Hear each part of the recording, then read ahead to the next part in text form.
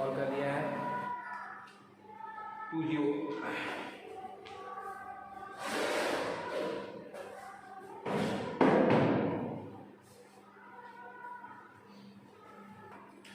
सभी को दिखाई दे रहा है? Good morning to all. पहले तो कुछ लोगों को छोड़ करके बाकी सब तो प्रेजेंट हो गए हैं, ठीक है। यश, बघेल, अब मैं अटेंडेंस एक बार देखूँ कौन कौन आ गया है। पारुल, वेदांत, आदित्य, अक्षय, अनुष्का, ध्रुव, ईशान, ऋषिका, सलोनी, शुभम, सोनाक्षी, सुषमा, यश, बघेल, यश तिवारी और यहाँ पे 3। ऐसे टोटल मिला के सभी लोग आ गए। 4 लोग रह गए हैं, जब भी आएंगे तब देखेंगे। क्वेश्चन नंबर 20 बोलता है a body starts moving with velocity v equals to 10 meter per second. It experiences a retardation equal to 2.2 v square. Its velocity after 2 second is given by. यानी क्या दिया है अपने को? रिटार्डेशन की एक्सेलरेशन की is equal to -0.2 v square. Retardation बहुत बड़ी है, साइन के साथ करना है आपको, ठीक है। ये दिया हुआ है आपको e is equal to dv/dt होता है is equal to -0.2 v square. तो dv will be equal to dv upon v square. इसको ले लीजिए इक्वल टू -0.2 इनटू। आपको वेलोसिटी फाइंड आउट करनी है कितने टाइम के बाद में? इट्स वेलोसिटी आफ्टर 2 सेकंड्स, ठीक है। तो आप इसे सीधे सीधे इंटीग्रेट कर देंगे, ठीक है। एट स्टार्ट उसने क्या बोला हुआ है? उसने क्या बोला? It start body starts moving. Starts moving मतलब u इज इक्वल टू कितना रहेगा? 0 रहेगा। तो आपको 0 to v लेना है और कितने टाइम बोलता होता है? कितने सेकंड? 2 सेकंड। तो 0 to dv upon v square, इसका -1 अपॉन v हो जाएगा। Differential integration v to the power -2 it's integration is v to the power -2 + 1 upon -2 + 1 that is -1 upon v। ये डायरेक्टली आपको पता है। From 0 to v is equal to -0.2 into t, ठीक है। इसमें मैं बता चुका हूँ कि आपको क्या नहीं लिखना है, इसमें आपको कांस्टेंट नहीं लेना है। तो कांस्टेंट कब लिखते हैं? जब इंडेफिनिट नहीं होता है, इंडेफिनिट। तो यहाँ -1 अपॉन v -1 अपॉन 0। अब ये प्रॉब्लम क्रिएट करने वाला है। 1 अपॉन 0 कितना होता है? इन्फिनिटी होता है। तो यहाँ मुझे कुछ गलत लग रहा है क्योंकि स्टार्टिंग में कोई ना कोई वेलोसिटी जरूर होगी।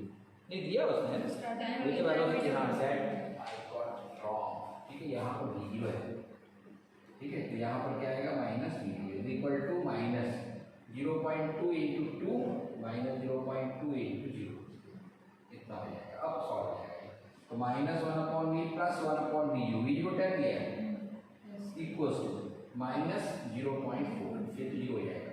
तो 1 अपॉन v उधर ले लेंगे is equal to 1 upon 10 plus 0.2 that is 0.5, 0.1 plus या 1.2। So v will be equal to 2 metre per second.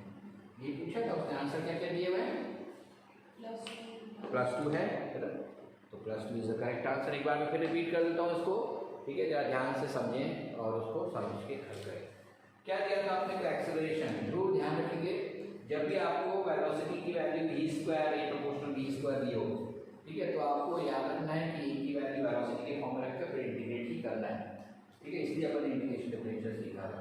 dt को इधर ट्रांसफर कर देंगे v स्क्वायर का फॉर्म में, क्योंकि v वाला फंक्शन एक तरफ होना चाहिए और टाइम वाला एक तरफ होना चाहिए। dv अपॉन v स्क्वायर या -0.2 into dt। Starting velocity v0 है, यहाँ पे गलत लिख दिया था, और v स्टार्टिंग टाइम 0 है, फाइनल टाइम। अब इसको सीधे इंटीग्रेट कर देंगे। तो इसका मैं यहाँ फिर से कर देता हूँ सॉल्व, आप एक बार और देख लो उसको। 1 upon v square v to the power -2 + 1 upon -2 + 1 हो जाएगा। और where to where v2 is 10 and final velocity is v is equal to minus बाहर निकालिए 0.2 इनटू t हो जाएगा। कहाँ से आता है? 0 to -1 upon v from 10 to v is equal to minus, यहाँ वैल्यू पुट कर देंगे 0.2 into 2 -0.2 into 0। Now it will be -1 upon v -1 upon 10, ठीक, इक्वल्स टू कितना हो जाएगा? -0.4 -1 अपॉन v माइनस प्लस ये 0.1 हो जाएगा इज इक्वल टू -0.4। मैं अब इसको इधर उसको ट्रांसफर करूंगा तो 1 upon v is equal to 0.5 that is 1 upon 2। So v will be equal to 2 metre per second, ठीक है। ये आंसर आ जाएगा। तो आप देख लें ध्यान से सब पूरे क्वेश्चन को, है ना। इसके इसके बाद 20 के बाद अब कहाँ है क्वेश्चन? शायद नई शीट हुई है। 513 था और ये 10 वाला था और एक ये 1 से, हाँ ये ठीक है। तो अब मैंने आपको दिखा दिया है, उस पर देख सकते हैं आप क्वेश्चंस को। क्या आपको प्रेजेंटेशन में दिखाई दे रहा है? हाँ दिखाई दे रहा है, ठीक है। उन क्वेश्चंस को देखें और उनको अपन सॉल्व करने वाले हैं, ठीक है। पहला क्वेश्चन है identify the correct statement related to a projectile motion. एक प्रोजेक्टाइल मोशन मतलब क्या होता है पता है आपको? एंगल थीटा पर आप जब कोई ऑब्जेक्ट को थ्रो करते हो under the influence of gravity its path is parabolic, ठीक है। तो वो जब पर्टिकुलर मोशन होता है we call it projectile motion. तो उसने उसके बारे में पूछा है कि correct statement related to projectile motion क्या है? It is uniformly accelerated everywhere. Number 2, it is uniformly accelerated everywhere except at the highest point where it is moving with constant velocity. Number C, acceleration is never perpendicular to velocity. D, none of the above. क्या लगता है आपको? What do you think about this question's answer? थोड़ा ध्यान दीजिए, थोड़ा सा आपको इसमें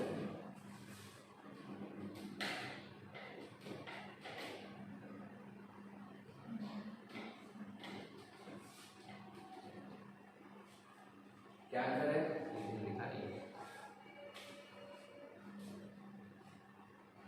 देखो हम क्या बोल रहे थे कि वर्टिकली अपवर्ड डिस्टेंस क्या है, तो आधी डिस्टेंस तक तो a equal to plus minus होता है as it is moving up and when it start to return back यानी सडनली कन्वर्ट्स टू प्लस, तो माइनस डी से प्लस हो जाता है। हाईएस्ट पॉइंट पर डी 0 होता है, तो यहाँ पर डायरेक्शन चेंज होती है माइनस टू प्लस, पर मैग्नीट्यूड रिमेंस सेम। ऐसा नहीं बोल सकते कि मैग्नीट्यूड चेंज होता है, magnitude is 10 meter per second square plus या माइनस डायरेक्शन के हिसाब से होता है, ठीक है। और कहीं पर आप देख रहे हो यहाँ पर वेलोसिटी की डायरेक्शन और एक्सेलरेशन की डायरेक्शन परपेंडिकुलर है, तो आप ऐसा नहीं बोल सकते कहीं पर भी वेलोसिटी की डायरेक्शन ग्रेविटेशन के साथ परपेंडिकुलर नहीं होती। जैसे कि उसके एक ऑप्शन में है acceleration is never perpendicular to velocity, wrong है वो, क्योंकि हाईएस्ट पॉइंट पर दोनों परपेंडिकुलर है, ठीक है। ये क्या है कि uniformly accelerated everywhere except at the highest point where it is moving with constant velocity. Actually ये जो है यूनिफॉर्मली एक्सेलरेटेड एवरीवेयर, यहाँ पर जब अपन मैग्नीट्यूड वाइज बात करते हैं तो करेक्ट है वो, लेकिन जब डायरेक्शन वाइज बात करते हैं तो वो गलत है, ठीक है। तो मेरे को ऐसा लगता है इसमें कोई भी आंसर एग्जैक्ट करेक्ट नहीं है, पूरी तरीके से करेक्ट नहीं है, सीधा नाम मिल जाएगा, ठीक है। No one is accurately correct, क्योंकि एक्यूरेटली करेक्ट तब होता जब बोलता direction of acceleration changes at highest point and magnitude of acceleration is same everywhere, ठीक है। ये बोलता तो वो करेक्ट ऑप्शन होता है, ठीक है। Question number 2. Two bodies are thrown with same initial velocity at angle theta and 90 minus theta respectively with the horizontal. Then their maximum heights are in the ratio of maximum height ratio sin square theta upon cos square theta होगी। क्यों होगी?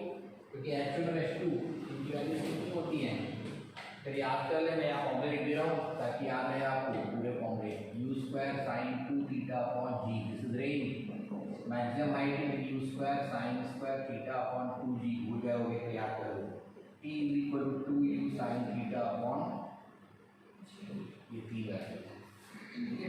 तो सबसे पहले अपन बात करते हैं h1 upon h2 की, तो sign square theta upon sine 90 minus theta plus कर ऐसा है, क्योंकि बाकी तो कांस्टेंट यूज कर रखोगे, h प्रोपोर्शनल किसके sine square it is sin square theta and this will become cos sin 90 minus theta. The correct option will be sin square theta upon cos square theta, that is in C.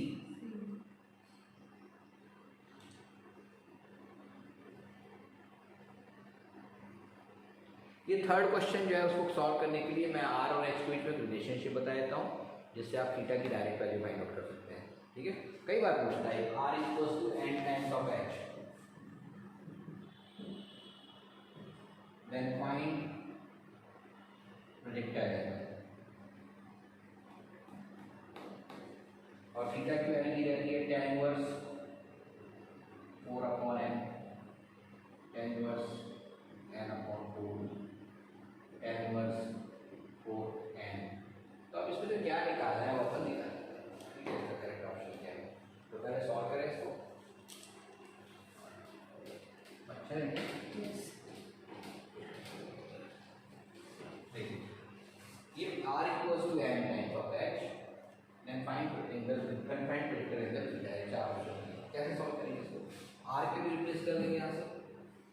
Are के replace करेंगे u square sine two theta upon g is equal to n times of h means u square sine square theta upon 2g।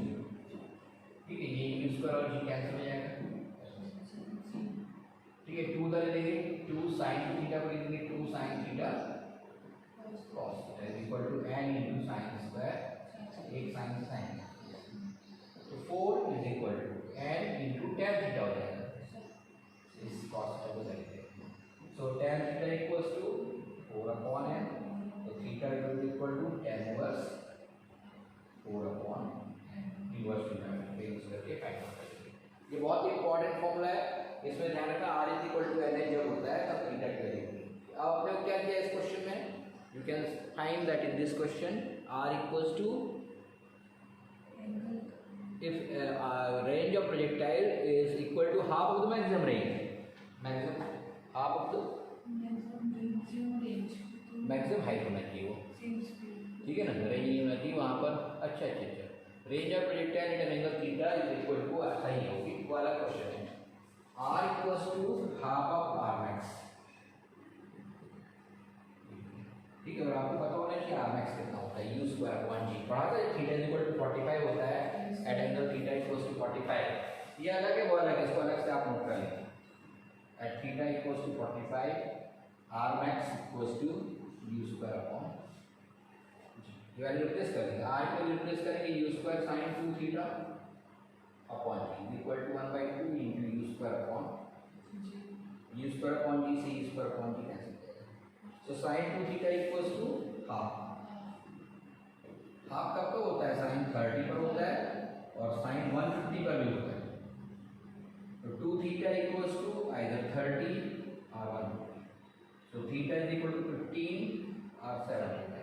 वो तो पता भी है ना अपने को कि प्रोजेक्टाइल एंगल जो होते हैं कॉम्प्लीमेंट्री हो तो रेंज सेम होती है। तो थीटा इज 15 आ रहा है, दूसरा 75 आएगा यहाँ, ठीक है, तो अंडरस्टूड है उसमें। तो आंसर कौन सा हो जाएगा, ए 15 डिग्री। ठीक है, तो थोड़ा ध्यान रखिए, वाला क्वेश्चन था पर मैंने एक और आपको बता दिया, ये फॉर्मूला याद रखना है इसको, ठीक है। r is n times of h then find projectile angle, ये भी बहुत इंपॉर्टेंट क्वेश्चन है, ठीक है, तो इसको भी आपको करना चाहिए। दोनों हो गए,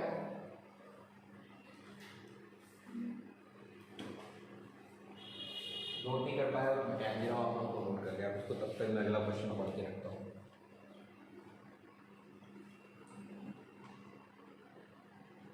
Fourth question.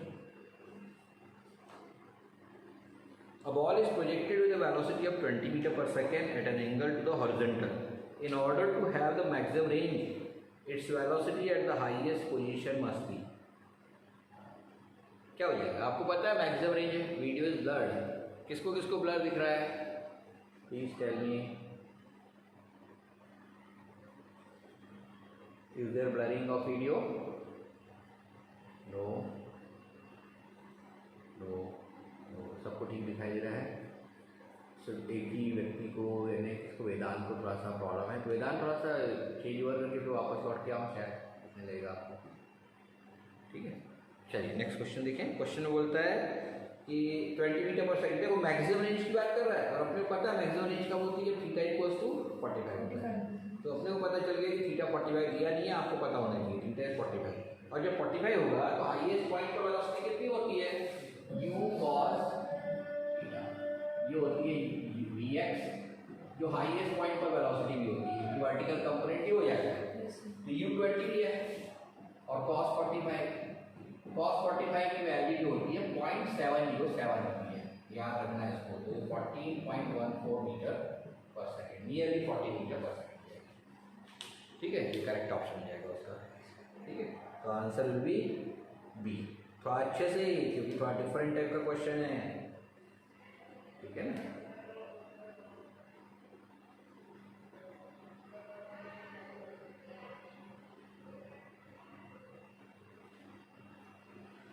फिफ्थ क्वेश्चन करने के पहले छोटा सा आपको एक पॉइंट बता दें, जब भी वेलोसिटी की डायरेक्शन और फोर्स की डायरेक्शन परपेंडिकुलर होती है, whenever force is perpendicular to velocity then path of projectile is parabolic. ठीक है, जब भी आपने फेंका ऑब्जेक्ट को और वेलोसिटी की डायरेक्शन किसके साथ परपेंडिकुलर हो, जी के साथ, यानी फोर्स के साथ, तो तो पाथ हमेशा पैराबोलिक होता है। फॉर एग्जाम्पल आपने इस तरीके से देखा था याद है, और फोर्स एम जी का एक्ट कर रहा था डाउनवर्ड, तो पाथ कैसा था उसका, पैराबोलिक। पढ़ा था ना, ठीक है, ये हमेशा याद रखना। सिर्फ इसी में नहीं, इलेक्ट्रिक फील्ड में भी, मैग्नेटिक फील्ड में भी अपन देखेंगे अभी कि मैग्नेटिक फोर्स जब एक्ट करेगा और उसके परपेंडिकुलर डायरेक्शन में यदि एंटर करेगा तब तो लॉरेंट फोर्स एक्ट करता है, लेकिन ये इलेक्ट्रिक फोर्स एक्ट कर रहा है, इलेक्ट्रिक फोर्स, और उसके परपेंडिकुलर एंटर करता है पैराबोलिक पाथ। तो जनरली जब फोर्स कैसा हो, कांस्टेंट हो और always perpendicular to magnetic velocity हो, तो उस कंडीशन में पाथ कैसा होगा, पैराबोलिक। तो अब जो अगला क्वेश्चन है उसमें आपको सिर्फ ये पता लगाना है कि एफ और भी परपेंडिकुलर है क्या, क्योंकि उसने बोला है कि v की डायरेक्शन ये है और f की डायरेक्शन ये है, तो पाथ कैसा होगा। ठीक है, तो उसने फिर क्या दिया हुआ है, दैट बॉल इज कहाँ गया, a particle has initial velocity v is equal to 3i plus 4j, vector आ गया यहाँ पर, and vector f force equals to 4i minus 3j। तो क्या पूछा उसने, the path of the particle is, आपको पता है कि यहाँ एफ डॉट बी की वैल्यू क्या आने वाली है, 4 3 12 minus 4 3 12 mean 0, implies F is perpendicular to, हमें पता है कि whenever force is constant but perpendicular to velocity then path is parabolic। ठीक, ये पॉइंट याद रखेंगे और इसके हिसाब से इसका आंसर कैसा हो जाएगा, पैराबोलिक। बहुत इंपॉर्टेंट चीज़ है, छोटी छोटी चीज़ें देखें, आपको जनरली 11th क्लास में कोई बताने वाला नहीं है स्कूल में, ठीक है, और अब स्कूल में क्या होने वाला है तुम्हें पता है, कोरोना का कुछ भी नहीं होने वाला है, तो अपने को इन चीज़ों को अच्छे से याद रखना है, ठीक है, क्योंकि एक छोटी सी चीज़ वहाँ पर आपको डिफ्रेंशिएट कर देती है, जिसने एक्स्ट्रा पढ़ा है और जिसने नहीं पढ़ा है उसके बीच में, ठीक है। इंटेलिजेंस लेवल का मतलब नहीं रहता वहाँ पर, तो इतना रहता है कि आपने पढ़ा है या नहीं पढ़ा है, ठीक है। वो जितना ज़्यादा आपने रीडिंग की होगी, जितना ज़्यादा आपने चीज़ों को एब्जॉर्व किया होगा, उतना आपको वहाँ पर फायदा मिलने वाला है, ठीक। तो ऐसी छोटी छोटी चीज़ों में आप दूसरों से आगे निकल जाते हैं।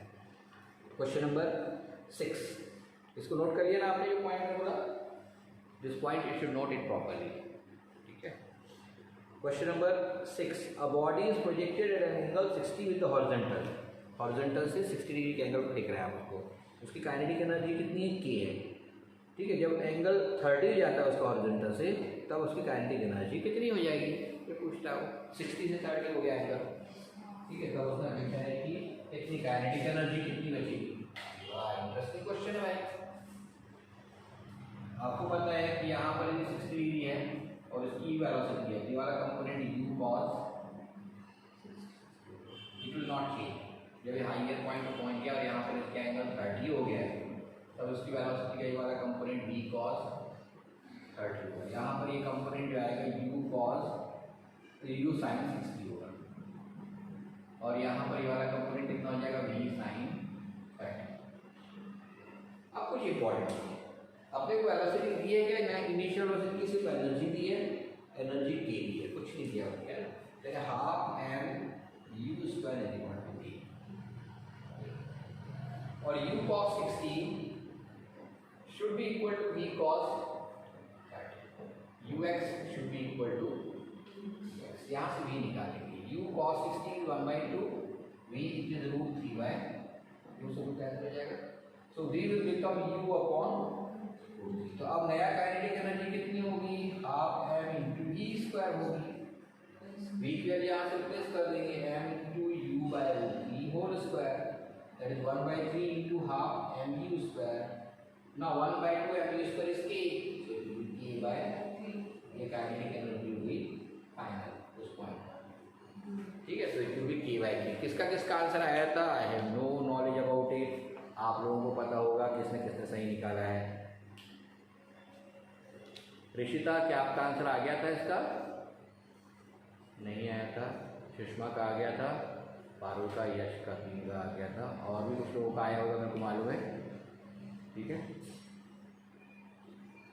पर इसको इस मैथड से सॉल्व करना है और बनना चाहिए। 7th भी तो कुछ कर चुके थे, r इज इक्वल टू कितना होता था, 4r If T1 T2 are the time अच्छा time of flight of two complementary angles then the range of projectile r is given by ये थे ना 2r upon g मेरे को याद है T1 T2 is equal to 2r upon g फिर से मैं लिख देता हूँ यहाँ ये था और H1 H2 के साथ था is equal to r by 4 ठीक है ये 4 H1 H2 ऐसा ठीक रूट कर देंगे root H1 H2 is equal to r by 4 H1 r by 4 और H2 ये GP में होने वाला है ठीक है और उसमें आ जाएगा T1 T2 equal to r upon g तो इससे क्या हो जाएगा r is equal to लिखा है सारे क्वेश्चन में r is equal to तो r is equal to g T1 T2 upon 2 ये आंसर हो जाएगा तो कौन सा वाले में लिखा है डी है ना D is the correct option अब ये फॉर्मूले यदि आते हैं आपको एक लाइन का सवाल है नहीं तो आपको पूरा कैलकुलेट करना पड़ेगा T1 निकालना पड़ेगा T2 निकालना पड़ेगा r की वैल्यू रखनी पड़ेगी रिलेट करना पड़ेगा एंड दैट्स व्हाई मैं हमेशा बोलता हूँ कि मेमोरी भी उतनी ही इम्पॉर्टेंट है आपके लिए फिजिक्स में ठीक है इन चीज़ों को आप मेमोराइज करें तरीके निकालें याद रखने के ठीक जैसे मैंने याद कर लिया हूँ आप लोगों को याद रखिए ठीक है क्वेश्चन नंबर 7 हो गया क्वेश्चन नंबर 8 बहुत ही अच्छा क्वेश्चन ये बन गया होगा सबको एक गन है जो किसी एक व्हीकल के ऊपर रखी हुई है और व्हीकल चारों तरफ रोटेट कर सकता है गन चारों तरफ रोटेट कर सकते हैं और आप एक पर्टिकुलर एरिया में बुलेट फायर करते हैं तो आपको पता है कि सर्कुलर रीजन में गिरेंगी यहाँ गन इस टाइप से बीच में है इधर से आप रोटेट करते गन को गन से बुलेट फायर करते हैं इधर भी फिर इधर करके आप इधर भी इस तरीके सब तरफ को आप फायर कर सकते हो और एक सर्कुलर एरिया मिलेगा ठीक है चारों तरफ जहाँ तक वो बुलेट्स पहुँचेंगे मेरे चारों तरफ उसकी रेडियस कितनी होगी सर्कुलर एरिया जो मिलने वाला है ठीक उसकी रेडियस जो है सेंटर से ये डिस्टेंस r कहलाएगी ठीक r इज रेंज तो टोटल एरिया कवर्ड जो होगा it will B pi into इतना एरिया कवर होगा उसका ठीक तो उसने अपने को पूछा क्या कि मैक्सिमम रेंज है शायद है maximum gun is rotating with and the maximum area cover maximum area कब कवर करेगा जब r की वैल्यू कैसी होगी मैक्सिमम होगी सर्टेनली जब r मैक्सिमम होगा तो मैक्सिमम एरिया कवर करेगा क्योंकि r डिपेंड कर रहा है r मैक्स कितना होता है r max is u square upon g अक्षर याद है ना थीटा इक्वल्स टू 45 निकाला था अपने तो पाई इनटू इसका स्क्वायर कर दो into the power 4 upon g square this will be area ठीक है ये क्वेश्चन भी 3-4 बार आ चुका है एग्जाम में ठीक है उसने r की वैल्यू दी है मैक्सिमम वैल्यू और सॉल्व करने के लिए बोला है कितना एरिया कवर करेगी ठीक है देन क्वेश्चन नंबर 9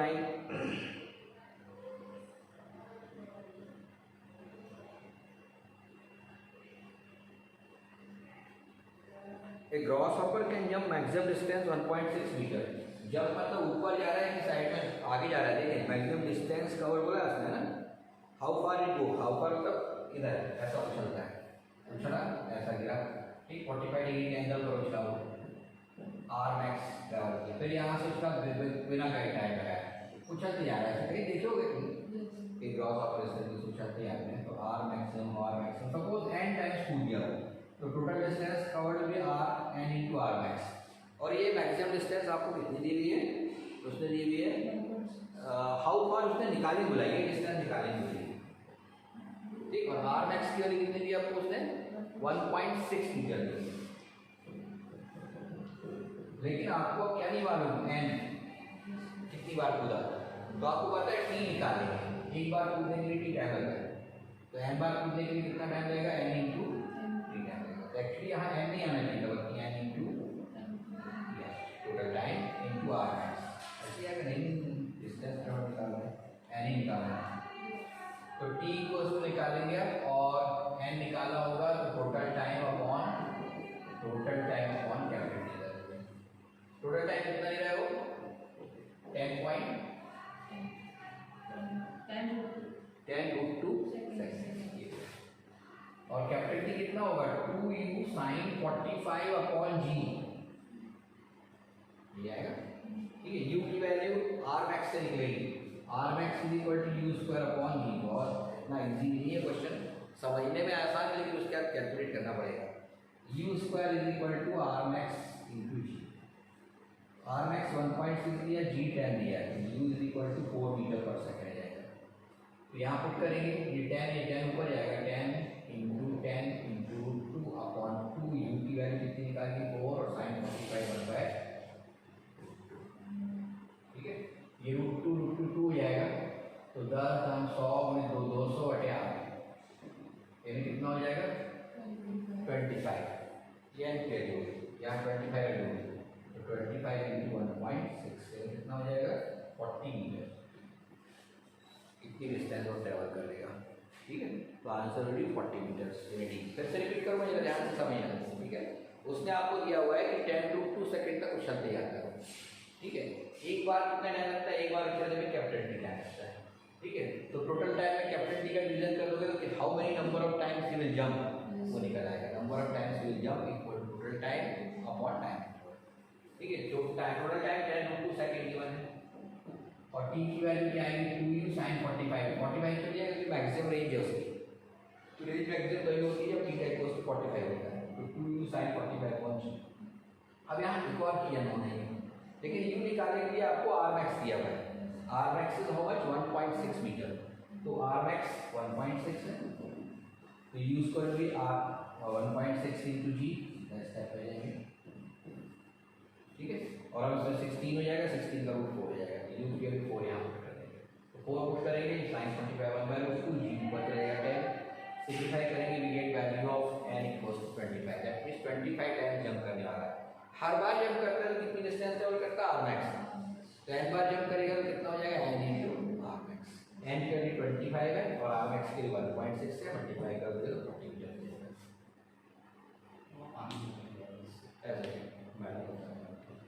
हमने कुछ नहीं करना, हाँ वो जो नीचे जो छोटी बटन, नीचे सबसे बड़ी बटन है उसको बंद कर दे, हाँ इस साइड से। तो ये सॉल्व कर लेंगे इसको पूरा, ठीक।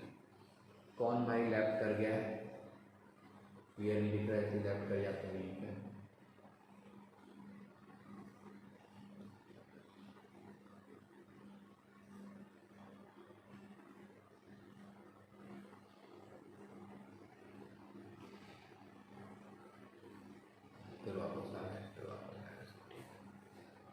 तो क्वेश्चन नंबर नेक्स्ट करने के लिए मेरे को थोड़ा आगे बढ़ाना पड़ेगा इसको, है ना।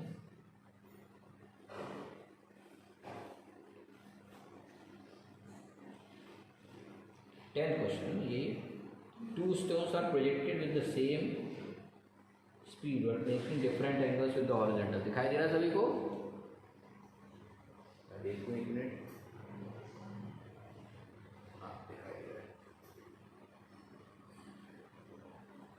Okay. Question number 10, 2 stones are projected with same speed but making different angles with the horizontal, their horizontal ranges are equal, मतलब क्या है कि एक को थीटा पर फेंका होगा, दूसरे को 90 माइनस थीटा पर, तो angle of projection of one is π/3 and the maximum height reached by it is 192 meters, then the maximum height reached by the other in meters is. बहुत अच्छा क्वेश्चन है, ठीक। आपको पता है कि मैक्सिमम हाइट दिया उसने कितनी दी, पहले तो ये कि थीटा की वैल्यू 60 दी है उसने, थीटा 1 इक्वल टू 60, तो theta 2 will be equal to 90 minus 60, that is 30। तो एक का प्रोजेक्टाइल एंगल 60 है तो दूसरे का प्रोजेक्टाइल एंगल 30 होगा, ठीक है। सेम स्पीड यू से देख रहा है दोनों को, तो करते हैं यू से, ठीक है। With the horizontal, there horizontal ranges are equal, the angle of projection of one is this and the maximum height reached by it is 102 meters, यानी h1 is 102 meters is equal to u square sin square 60 upon 2g, ठीक है। तो इसे u square के लिए आपको मिल जाएगी, u square will be 102 into 2g upon sin square, या उससे भी अच्छा अपने को याद है, अपने अभी को जब मैंने कैलकुलेट किया था h1 by h2 is equal to sin square theta upon cos square theta, theta के लिए 60 रखिएगा, तो tan square 60 से आंसर आ जाएगा, तो tan square 60 means root 3 square 3, h1 के लिए 102 दिया तो h2 के लिए h2 भी 102 अपॉन 3, बहुत इजी जाता है, आपको याद आ गया, वहाँ पर नहीं आया तो सॉल्व करते बैठो, आ ही जाएगा यहाँ से, ठीक है। तो 3 से कैंसिल कर दोगे तो h2 इक्वल टू 3 3 का 34 मीटर हो जाएगा। यहाँ से भी कैलकुलेट कर सकते हो, h2 की वैल्यू कितनी हो जाएगी, u square means 102 into 2g upon sine square 60 into sine square 30 दूसरी बार 30 रुपये का अपॉन 2g, ये 2g से 2g कैंसिल हो जाएगा, 102 sine square 30 1/2 whole square and it will be root 3/2 से भी कैंसिल हो जाएगा, 102 अपॉन रूट 3 स्क्वायर मीन्स 3, तो आंसर तो 34 मीटर। आप किसी से भी करें यही आएगा, तो बहुत अच्छा क्वेश्चन है, ध्यान दें, ठीक है। और आंसर इसका 34 मीटर होगा। ये सारे क्वेश्चंस आपको बता दूं, बहुत ही ज़्यादा लोग जिसको पसंद करते हैं आजकल, पता नहीं क्यों, मुझे नहीं पता, ठीक है। वो बुक है DC पांडे की, ठीक है, उसके अप्लाइड मैकेनिक्स पार्ट 1 के ये क्वेश्चंस है, ठीक है।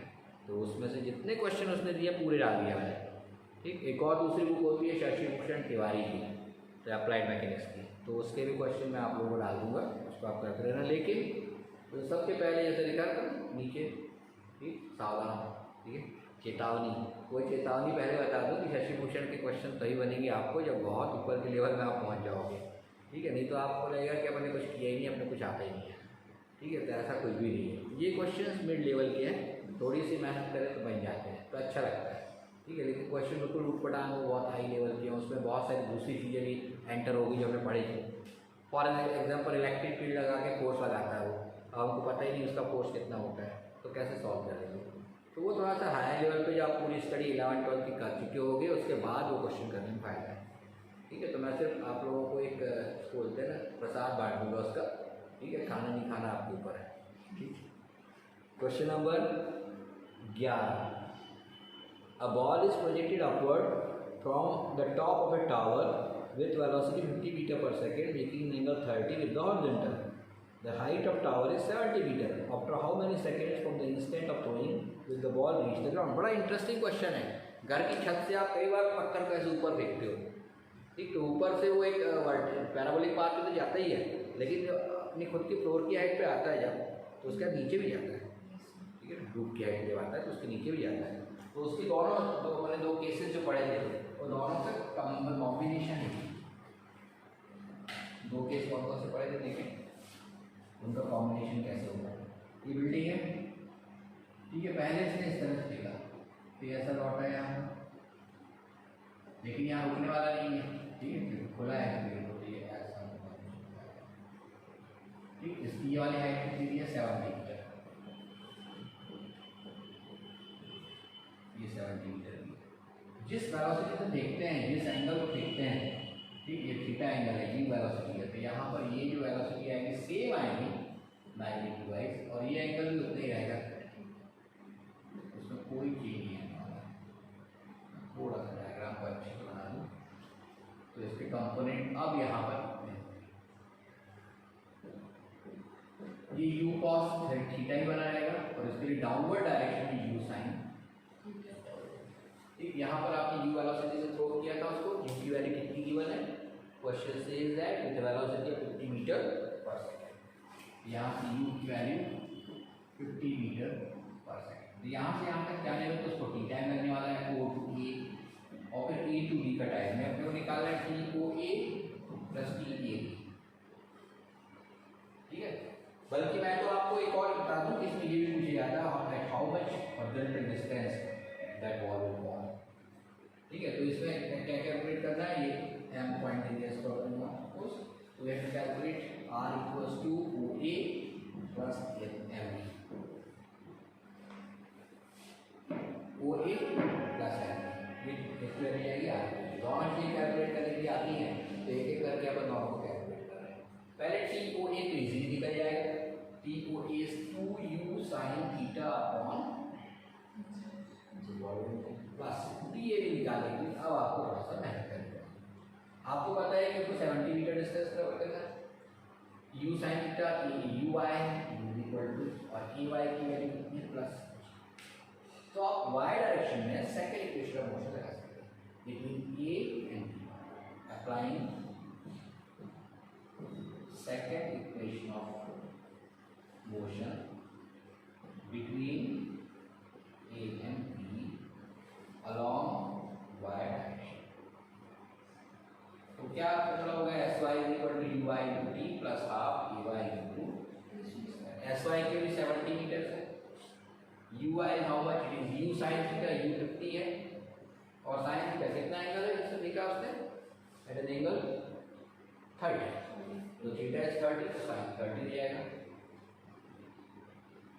This is U Y into T calculate करना है कहाँ से कहाँ तक का 80 plus half A Y G 10 into T A B square sine 30 1/2 बनता है 1/4 50 25 है तो 70 is equal to 25t plus 5t square पूरे 5 का डिवीजन करो तो t square plus 5t minus 14 is equal to 14 कैसे डिवीजन t 5 हो जाएगा कैसे 7 इंटू वो t प्लस 7 और t माइनस डायरेक्ट कर दिया तो t इज always positive that's why we take t equals to 2 second. तो यहाँ से यहाँ तक आने में 2 सेकंड लग रहे हैं और आप t को पहले निकालोगे t को is 2 u is 50 sin 30 is 1/2 upon g is 10 तो 0 से 0 कैंसिल हुआ 2 से 2 तो 5 सेकंड्स तो total time of travel 5 plus 2 7 seconds.